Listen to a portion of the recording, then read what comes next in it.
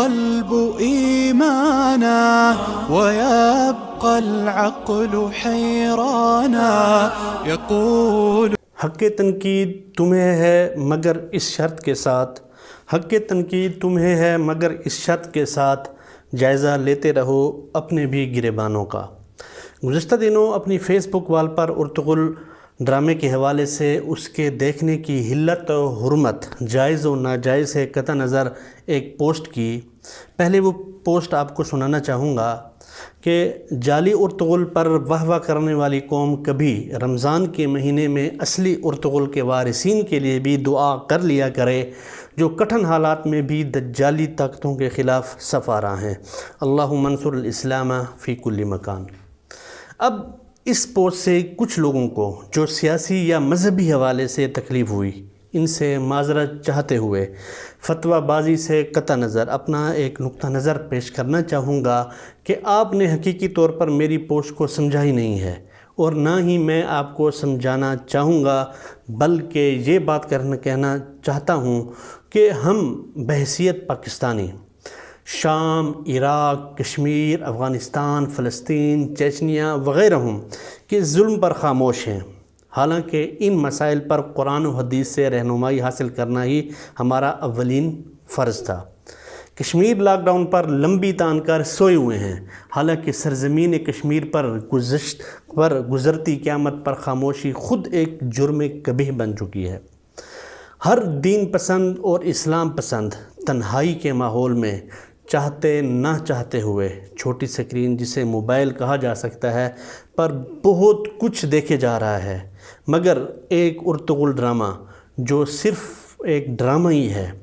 غلط، صحیح، اچھے، برے، غیر محرم کے مناظر سمیت سچی داستان کے ساتھ دلچسپی قائم کرنے کے لیے جھوٹی عشقیہ کہانیوں کا بھی مجموعہ ہے،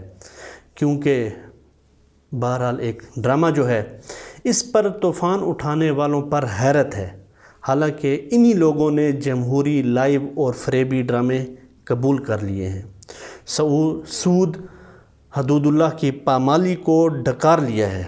اب ان کی ساری شریعت ایک ارطغرل ڈرامے پر آ کر اٹک چکی ہے۔ عمر بن عبدالعزیز رحمۃ اللہ علیہ سے کوفی نے مچھر کے خون کے بارے میں سوال کیا تو جواباً حضرت عمر بن عبدالعزیز رحمۃ اللہ علیہ نے بڑا زبردست جواب دیا کہ کوفیو، تم بڑے عجیب لوگ ہو، نواز رسول حضرت حسین رضی اللہ تعالی عنہ کا خون بہا دیتے ہو اور مچھر کے خون پر فتوے طلب کرتے ہو۔ حالانکہ میری نظر سے کوئی ایک تحریر بھی ایسی نہیں گزری جس میں ارطغرل ڈرامے کو دیکھنا جائز قرار دیا ہو اور باعث اجر و ثواب کہا گیا ہو، مگر بے حیائی کے طوفان بدتمیزی کے سامنے الٹا لیٹنے والے ایک ایسے ڈرامے پر تیر و تفنگ لے کر چڑھ دوڑے جس کے دکھانے کا بنیادی مقصد اسلامی تاریخ کے کچھ ابطال کے کردار کی یاد دہانی ہے۔ دکھانے والے کسی مدرسے کے شیخ الحدیث نہیں، ایک فلم انڈسٹری کے مالک ہیں۔ بدترین کی بجائے کم برا، برے ترین نقصانات کی بجائے کم فائدہ دینے والا گلیمر اگر پیش کر ہی دیا تو یہ توپ و تفنگ لے کر چڑھ جانے والے خدائی خدمتگار کس امام پر سب کرنے لگے ہیں۔ فلم، ڈرامے دعوت دین نہیں ہو سکتے، البتہ اسلامی ابطال سے قدر آگاہی ضرور ہو سکتے ہیں۔ رہی بات رمضان میں تراویح کے وقت ڈرامہ